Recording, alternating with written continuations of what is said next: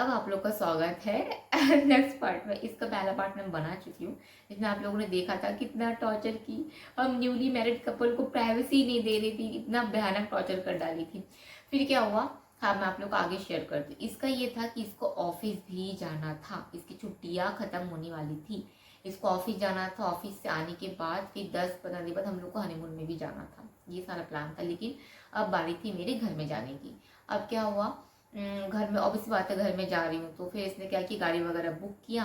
तो हम लोग यहाँ से गाड़ी वगैरह बुक करके अपने घर में गए। घर में जाके बस एक ही दिन थे, आज जैसे पहुँचे हम लोग। आज पहुँचने के बाद अच्छा, और एक चीज़, जैसे मैं 10 गुल्ली में मैं अपने घर में जा रही हूँ ना, नियम कानून होता है गठान खोलने के लिए। तो एक होता है कि जो ससुर होता है, जो सास होते हैं, वो नेक देते हैं बहू को। चलो ठीक है, जा रही है अपनी मायके में। मैं शादी के बाद मायके में पहली बार जा रही थी, बस वो रिचुअल्स करने के लिए, एक दिन के लिए बस मैं गई थी। आज गई कल आ गई। आप लोग बताती हूँ, यहाँ से 300 किलोमीटर दूर, सोचो। आप लोग बता रही हूँ, तो या तो वो मेरे हाथ में 500 रुपये पकड़ाते या 1000 पकड़ाते या अपनी बेटी को ही दे देते। पहली बार अपने ससुराल जा रहा है तो ले 500 रुपये 1000 रुपये, कुछ नहीं, कुछ नथिंग। हम लोग दोनों निकले यहाँ से। हम लोग जब, अच्छा इसमें भी आप लोग को बता रही हूँ। अब क्या हुआ, हम लोग गाड़ी बुक किए, ड्राइवर था और हम दोनों थे। और जो पैसा था वो पापा बोले तुम लोग आओगे तो कैश दे दूंगा करके। उस वक्त की बात, उसमें फ़ोन पे गूगल पे कहाँ था। तो फिर क्या हुआ, रास्ते में बोली हम लोग पहली बार जा रहे हैं, अब पहली बार जा रहे हो आप अपने ससुराल, तो आपको मिठाई विठाई आपको खरीद के लेके जाना पड़ेगा। तो बोलता है हाँ ये तो बात है। तो हम लोग शॉप में उतरे। बोलता है कितने का मिठाई लूँ। मैं बोली देखो, शादी वाला घर है, आज भी काफ़ी सारे 20-25 लोग आएंगे, रिचुअल्स होता है करने के लिए, तो कम से कम 2 किलो मिठाई तो तुमको लेके जाना पड़ेगा। तो वो उस वक्त लिया, 2 किलो मिठाई लिया। वो लेने के बाद हम लोग फिर सीधा घर पहुंचे, उलू उलू करके हम लोग का स्वागत किए। हम लोग घर पहुंचे, रिचुअल हर चीज़ हो चुका था। इस बीच में ना सास फोन, ना माताश्री फ़ोन की, ना पिताश्री फ़ोन की, ठीक है। हम लोग वहाँ पे थे। हम लोग एक नाइट बस स्टे किए वहाँ पे।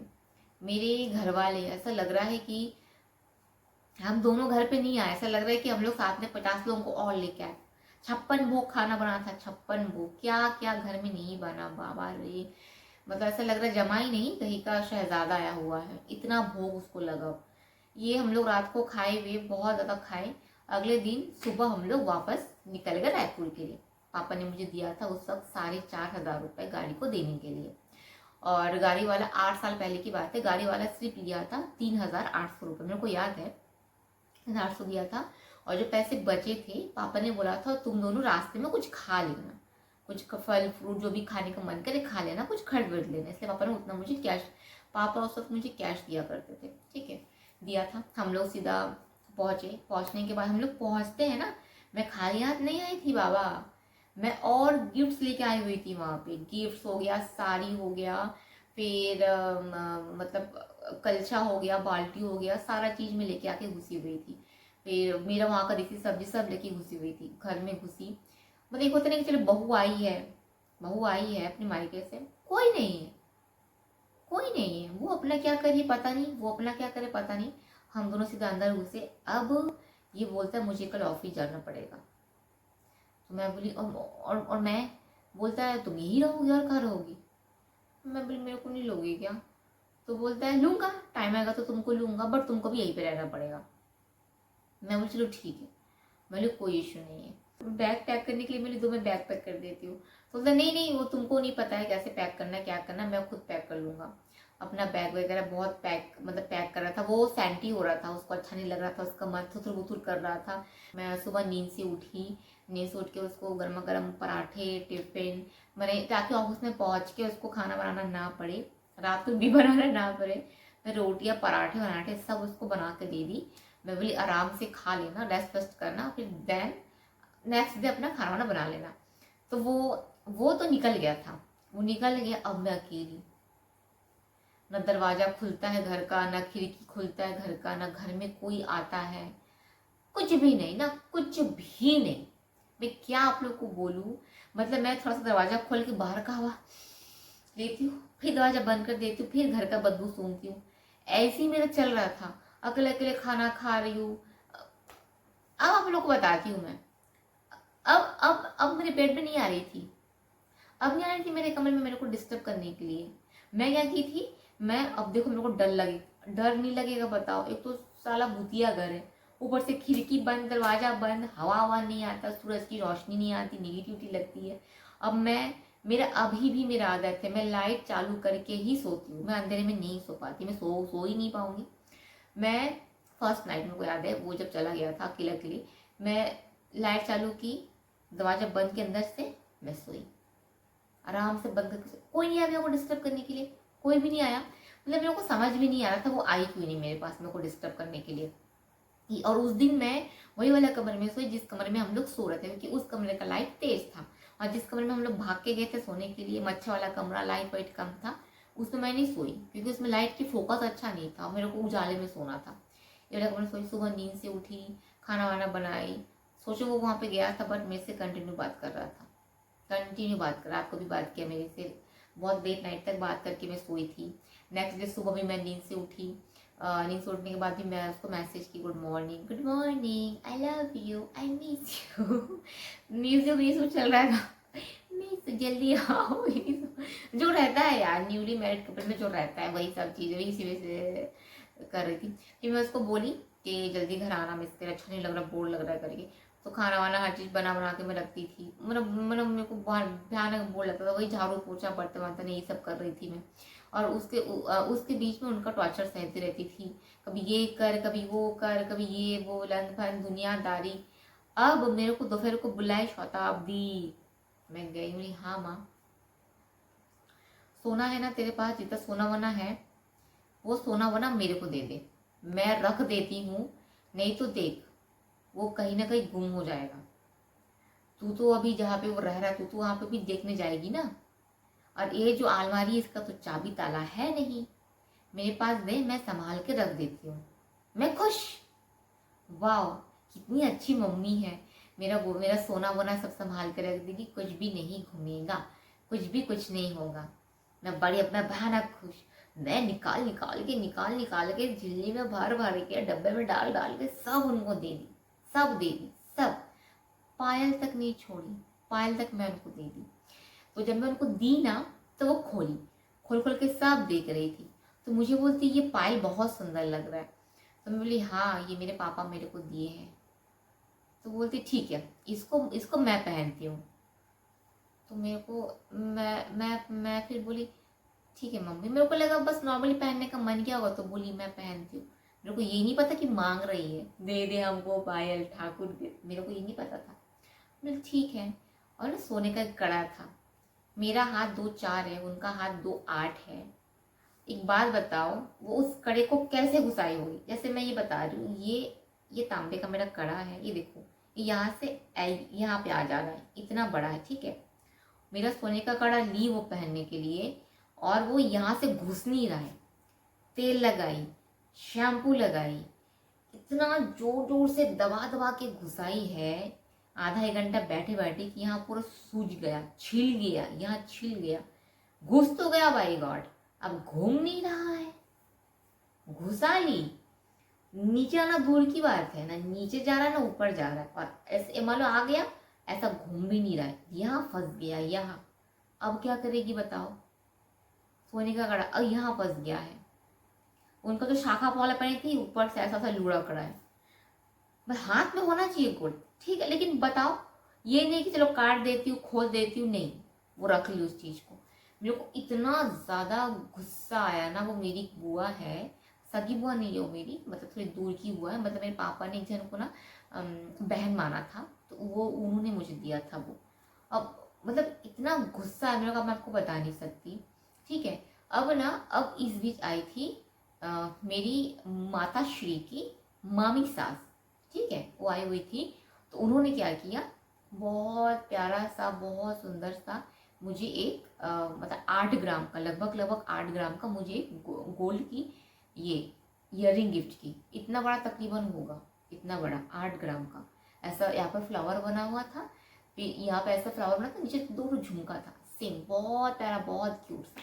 तो मामी ने वो दिया, मम्मी ने वो मुझे दिया ही नहीं, मैंने मामी ने मुझे दिया, मैं देखी तो मम्मी बोलती दिखा दिखा कैसा है, बहुत सुंदर है। अब मम्मी क्या थी उसको साइड में रख दी। अब मैं कैसे मांगू कि मेरे को दो, मेरे को मिला है, मेरे को दो, ये मैं कैसे मांगूंगी, मैं नहीं मांग सकती ना, अच्छा भी नहीं लगता है करके। फिर मैं बहुत बोली, जो उनकी जो मामी सास थी वो तो मेरी नानी लगेगी। मैं बोली नानी रुको, जाओ खाना वाना खा के जाओ, मैं बनाई, मैंने ये सब तब की बात है जब वो था नहीं, उनका सुपुत्र वहां था, मैं यहाँ पे थी। अब कहने की जो मेन मेन पॉइंट है ना वही मैं आप लोग को बता रही हूँ, पूरा दिन का रात का दिनचर्या नहीं बता रही हूँ, क्योंकि ऐसा कुछ है नहीं बोलने के लिए। और वो क्या कि मामी को मैं बहुत बड़ी खा के जा, रुक नहीं खाई वो खाना वहां पे, वो बाहर से होटल से खा के चली गई, बट घर में नहीं खाई।